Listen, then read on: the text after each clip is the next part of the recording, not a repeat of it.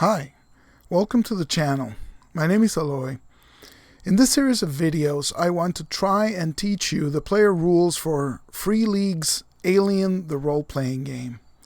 Now, a few disclaimers before we begin. I am not affiliated with the company that produces the game. I myself haven't played the game yet, and so the whole purpose of this video series is to help my group learn the rules because we'll hopefully be playing it soon. I'll only be taking a look at the rules that the players need to know to play the game. I will not be discussing the setting or character creation or talents or gear, spaceship combat, or any rules from the Game Mother section of the book, including the xenomorphs. This book is almost 400 pages long, and it's divided into 13 chapters. We'll be discussing only chapters 3 and 5, which are roughly 50 pages in total, which is about 12.5% of the entire core rule book. So normally I include a quick reference sheet and tables that I have found useful that I make for myself and for my group, but there is no free quick start for this game, and so I don't feel comfortable posting those, so feel free to take notes. The purpose of this video is that if you are invited to a game of Alien and you are handed a pre-made character sheet, you should be able to play. If you're interested in character creation and other aspects of the game, you'll have to buy the book. So, without further ado, let's begin.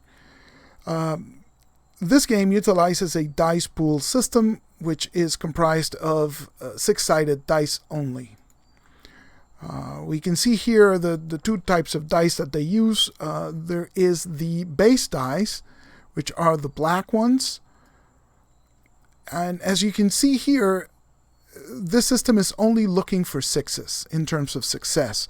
And so, on the base dice, the 6s are the only numbers that count as success, and if you buy the proprietary dice, you'll see this crosshair type configuration on the 6s, and that marks one success. But you'll note that the 1s on the black dice, they're just a number, right? The rest of the die faces are just numbers. However, if you look at the stress dice, which are in yellow, you can see again the 6s are marked with the crosshair success type symbol, but the 1s include a face hugger icon from Alien, and those trigger panic rolls. So you don't need the proprietary dice, but you do need 2 different colors. Remember that whichever color you pick for your base dice, only the 6s count, and in the stress dice, the yellow ones in this example, the 6s are still successes, but the 1s trigger a panic roll. So, the base way you roll in this game is attributes and skills. When you roll a skill, you take the number of dice indicated by your attribute number, and you add the skill number to it. Those numbers can go from 1 to, or I think it's from 2 upwards of 6, right? 7, 8 dice. But to begin with, you'll be rolling a handful of dice equal to your attribute and skill. When you incur stress, which I'll go into a bit later, you add a number of stress dice equal to your stress level. And those are the yellow dice in the example. And you add any modifications dice. Modifications are modifiers, as you have been seeing in other games. They range from +3 to -3. These may accrue depending on gear, difficulty of the action, or help from other characters. So, if you get positive modifications, you add dice to your pool, which are base dice, the black ones. And if you subtract, you subtract base dice always.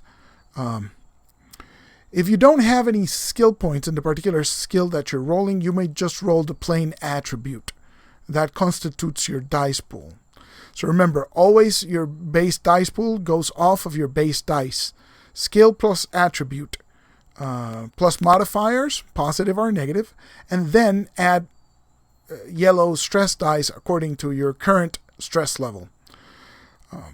The game points out that you may only roll once per task, unless things change, in which case you can then roll again. This is per character, so 2 characters can attempt the same task, but once one character fails, circumstances need to change before you roll again. They call this in other systems the let it ride rule. However, although you may only try once, you can always push a roll. Pushing a roll means just picking up all the dice that did not come up as a success and re-rolling them. There's some details to that which we'll see soon. So, to succeed at a task, you only need 1 6. Just one die saying 6. Now, if you roll more dice saying 6, you can use the additional dice beyond the first, right? Beyond the first 6. You can use those successes to purchase what they call stunts. Stunts are effects related to your particular skills that you are doing.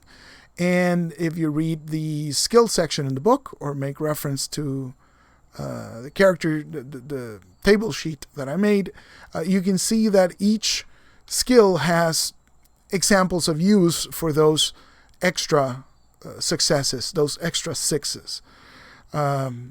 In general terms, I'll discuss them. I won't go into details skill by skill, but I'll tell you the general principles behind the thing. So the first success is your basic success. You succeeded at the task. You didn't fail. Any 6 beyond the first allows you to choose a stunt, which includes gaining a +1 modification to a later skill roll related to this one. You do not need to overcome the exact same challenge in the future, is another stunt that you can do. So say if you've used the skill to access a computer, you could choose the stunt which gives you +1 modification to do further skill rolls related to the computer use. You could also choose a stunt that says you don't need to roll to overcome the exact same challenge in the future. So if you manage to bypass a security door, you could use the stunt to say that you never have to bypass this particular security door again. You can just open it. Another stunt is you do it quickly in half the time it would take. So, you are able to perform that task much faster than normal. Another thing you can do as a stunt is show off your skill. Maybe you're trying to impress somebody. Well, you can do it faster and better with extra successes, right? Another use for a stunt is to give a 6 or a success to another player character in the same situation as you. So, say you're trying to climb, make a difficult climb through a ventilation duct, and you succeed with bonus 6s, so you can purchase stunts.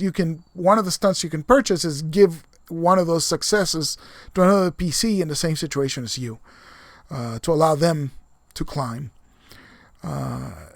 Some details regarding certain skills. There's the observation skill, and stunts allow you to ask questions. There's several types of questions. Is it coming for me? Are there more of them close by? How do I get away? These type of questions for each stunt that you have access to. For each success, you can purchase one of these questions, and the game mother, the GM, has to answer. The manipulation skill allows you to manipulate other player characters or non-player characters, and there are some details to that. It's basically an opposed check, and depending on the amount of successes that you obtain, you can have that person do what you want without asking for a favor in return, or doing more than what you ask for, or causing a good impression on that person so that they'll help you in the future. I won't go deeply into the stunts for each skill, but mention them briefly. Medical stunts allow you to heal a person, get them back on their feet. We'll talk about this more in the appropriate healing section once we get to damage and stuff like that. So the other big category of stunts is combat stunts. There are 2 combat skills: close combat and range combat. In general terms, and we'll go over this again when we discuss combat. Stunts allow you to do 1 extra damage point per stunt. You may trade the initiative with your opponent. You may disarm them. You may knock them prone. You may pin them down. There's several options that you can do, and you purchase these with those additional 6s. So, we've covered basic rolling. Now let's talk about group rolls.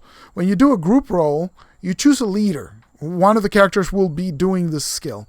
You must justify any assistance that this leader receives in the fiction, right? You have to describe how you are helping. And if you do, then each assistant provides a +1 die to the pool, up to a total modification of +3. So only 3 people can help the leader. So a total of 4 characters involved maximum in a skill. There are some exceptions when stealth and observation skills are used. In stealth, it's only the lowest, the character with the lowest skill level that gets to roll, and their result is applied to the rest of the group. Sometimes to remember this rule in stealth, I take a page from Burning Wheel, and the rule was called slowest and loudest. That's the guy who rolls, right? So the worst character, or the character who's worst at stealth is the one who gets to roll. And when you roll observation, you must choose one PC. It doesn't have to be slowest or loudest. It's an observation roll. So instead of everybody rolling observation individually, only one character gets to roll, and results are spread to the group. When you're rolling manipulation against a group of people, you target the leader of the group, and you don't do individual rolls for each member of the opposing group unless there is no leader, and then you're going to have much harder time of rolling for each one, right? So it's going to be more difficult to accomplish. And so that's the basic rolling, right? Again, skill, it's base dice equal to your attribute plus your skill, plus any modifications or any modifiers. And then we come to stress dice. Now, you have a stress track on your character sheet, and you must always add the number of that stress track in stress dice to any roll. Remember, these are the yellow dice, which can produce the result of 1. Now, again, when you roll with stress dice included, every single 6, no matter the color, is still counted as a success. But it's only the yellow ones, the result of 1, or the face hugger in the yellow dice, yellow stress dice, that causes a bad effect. But before we discuss what the bad effect is, let's also talk about pushing the roll. Now, you can only roll once for each task, and you may not repeat until circumstances change, except that you may immediately wish to push the roll.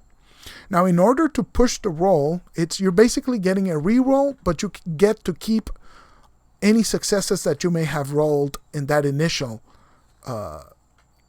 task. You may only push it once unless certain specific talents allows for second push. You cannot push if you rolled a 1 on the stress dice. So if you've get one of the face hugger results, you are not allowed to push the roll. Again, you roll all dice that did not come up 6 on the reroll that the push gives you. Once you push, your stress track increases by 1, and you add that stress dice to the reroll, right?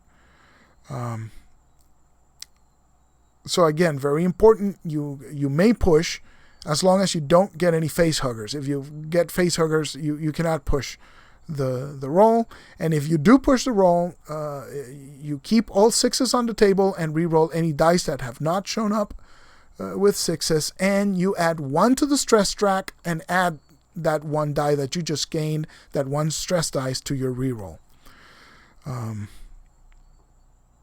And so the next item is opposed rolls. This is when you're rolling against an opponent.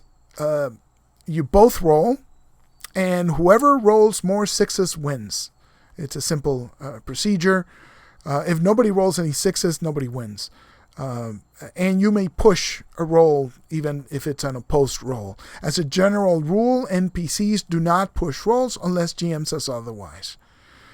And so we mentioned that when you roll stress dice within your pool and you get a facehugger result, a 1, this triggers what is called a panic roll. Again, you may not push the dice once you see a facehugger,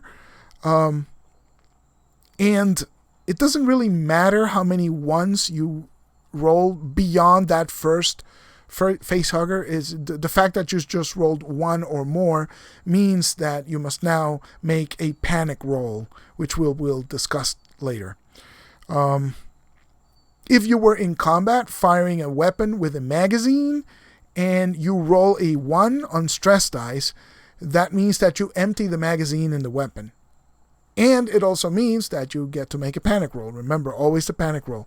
But it has the added problem of having you empty the clip, and you're going to need to change it. And so the last section here is story points. Now, the player section does not go deeply into what story points are, but it does tell you how to spend it. Now, it says you may spend a story point, to get 1 automatic success. You may spend these points after a failed roll or after a successful roll. So if you wish to buy stunts, you may call upon the story point. It says you can never have more than 3 story points stored. So you should keep using them once you get 3s, because if you get a 4th, you're gonna not be able to use it to keep it. And finally, it says you gain story points by following your personal agenda, which again is a part of character creation, which we're not discussing, but is something relevant to your character. As long as you pursue that, there is a mechanism by which you gain these points, but that is not spelled out in the player chapter. It's spelled out in the Game Mother chapter. And so these are the basic points. I think we'll end it here and keep on with the series and explain the rest of the system. So, to quote Burke, that's it for now, and adios muchachos.